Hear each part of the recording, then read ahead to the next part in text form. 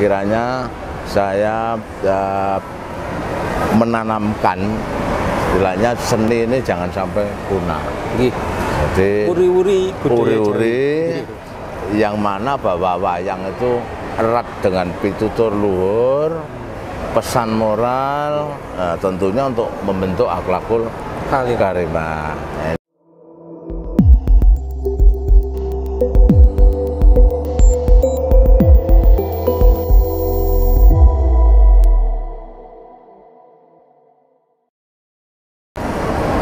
Assalamualaikum warahmatullahi wabarakatuh. Sugeng siang. Hari ini kita ada di Kota Gresik dalam rangka Festival Ekonomi Kreatif Kota Gresik, sekaligus memperingati hari ulang tahun atau hari jadi Pemkab Pemerintah Kabupaten Gresik ke-48. Nah, hari ini sudah bersama dengan Ki Dalang yang terkenal ya, luar biasa. Beliau sudah ada di samping kita. Nanti kita suruh untuk memperkenalkan diri. Nah, siapa sebenarnya beliau, terus kenapa sampai kesenian ini bisa dimasukkan ke dalam kegiatan lingkungan yang anak-anak muda. Nah, itu sampai seperti itu. Nah, ini kita akan gali informasinya.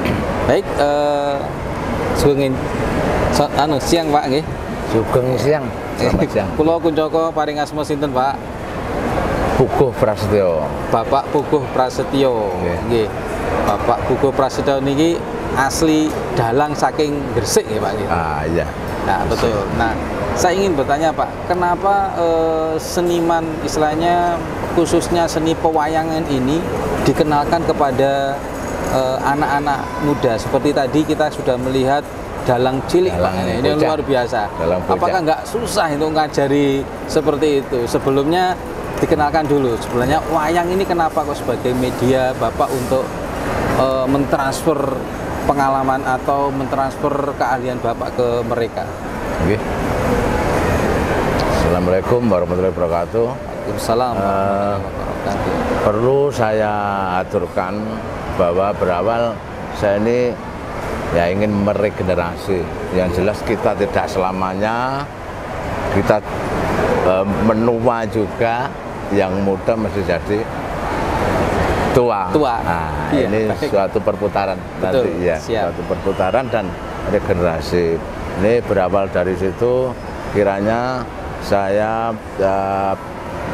menanamkan istilahnya seni ini jangan sampai punah. Jadi uri-uri yang mana bahwa wayang itu erat dengan pitutur luhur, pesan moral, tentunya untuk membentuk akhlakul karimah. Nah, ini saya tanamkan sejak dini. Sedangkan kemarin itu sebenarnya saya agak istilah Jawanya saya nyolong waktu. Pada masa corona itu anak-anak kan banyak tatap muka di rumah. Betul. Nah, tatap muka di rumah, sisa mereka bermain gadget. Setelah pelajaran daring main gadget, ini saya untuk mengurangi persentase itu saya beri setengah hiburan ya, gamelan. Itu juga pedalangan. Kebetulan anak saya dan teman-temannya yang masih kelas 5 SD, corona sudah 2 tahun loh Pak, sudah 2 tahun. Ini dari kelas 3, walaupun sebelumnya sudah saya wiwiti itu. Ini yang inten itu 2 tahun selama corona ini beserta teman-temannya. Walah yang tadi itu kelas 6 SD yang ngendangi anak saya itu sekarang sudah kelas 2 SMP. Jadi selama 2 tahun itu saya beri gembleng mengendang remo, padahal mengendang taring remo itu tingkat kesulitannya lebih tinggi dibandingkan dengan betul. Nanti kalau sudah bisa ngeremo lainnya bisa sudah gampang mengendang campur sari gending-gending yang lain. Itulah Pak, berawal dari saya ingin sekali dan turut juga mendukung dan berkontribusi pada pemerintah melestarikan budaya yang mana bahwa wayang ini erat sekali dengan pesan moral untuk membentuk karakter anak. Baik, tadi yang diangkat tadi itu cerita tentang apa, Pak? Tadi itu cerita Hasta Brata. Hasta itu bahasa Sanskerta, Hasta wolu, Broto itu amalan atau lelaku. Lelaman. Jadi intinya ada 8 amalan, Pak. Sagede ini, Pak, diuraikan satu. Nah, ini gimana? Kok sampai itu muncul menjadi pesan moral kepada kita dan kita coba angkat nanti di channel ini, Pak. Channelnya Komnas Pendidikan. Komnas. Terima kasih sekali. Benarnya itu watak bumi, geni, banyu, angin, terus watak surya, condro, mega, lan kartika, yang di atas dan yang di bawah. Saya coba bahasa Indonesia kan ya, Pak. Watak geni. Berarti watak api. Geni itu api. Geni. Terus watak geni, banyu, tirta. Watak banyu itu tirta, air. Nah, ya. Banyu. Supaya ini, Pak, bisa. Nggih, watak geni, banyu, angin, watak angin itu ya ini udara istilahnya begitu. Angin. Watak bumi. Bumi yang kita pijak ini. Terus Bantolo Siti, kemudian yang di atas itu Suryo. Suryo berarti Suryo sengenge, matahari. Suryo ya. Siap. Terus Condro itu rembulan. Rembulan. Condro itu rembulan. Ya. Baik, 7 perasaan. Kartiko, kemudian Kartiko itu lintang. Kartiko, lintang. Kalau malam itu pasti ada bintang-bintang. Terus watak Mego itu mendung. Berarti awan. Nah, watak awan. Nah, ini awan. Bisa di filosofinya apa nih, Pak? Ya, yang pertama ini sedikit secuil kalau diuraikan tentunya ya banyak sekali. Banyak teman-teman yang senior maupun penulis yang menguraikan tentang Hasta Brata menjadi berapa jilid buku. Tapi ini ya sepintas intinya, Pak. Intinya watak Suryo tentunya memberikan sinar.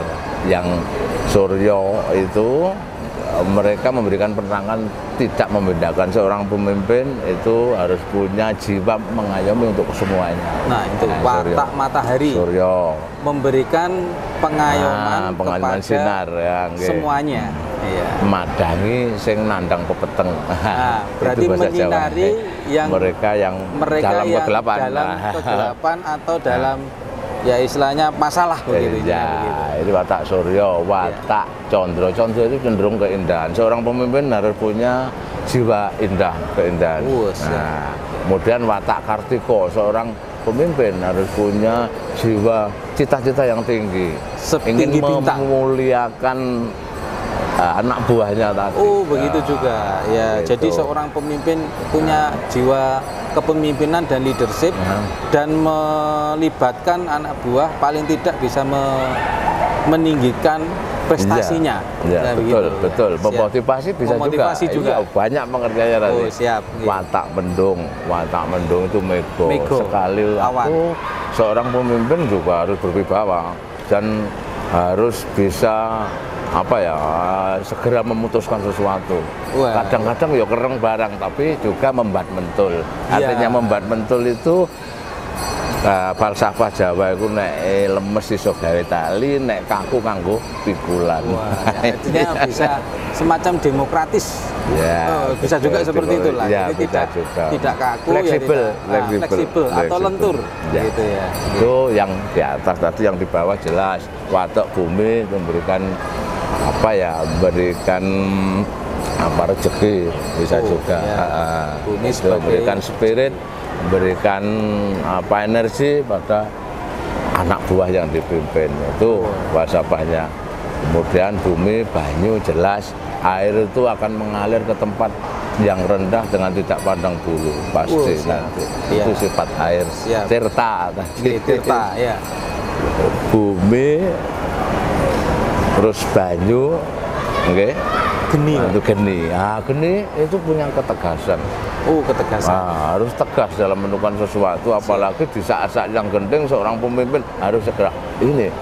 Jadi seorang pemimpin ya harus tegas dan tidak pandang bulu. Kendati itu terutama pada masalah hukum, misalkan tegas itu. Nah, itu watak geni. Kemudian watak angin seorang pemimpin harus bisa sangat aspiratif, mewadahi ke semuanya. Itu angin.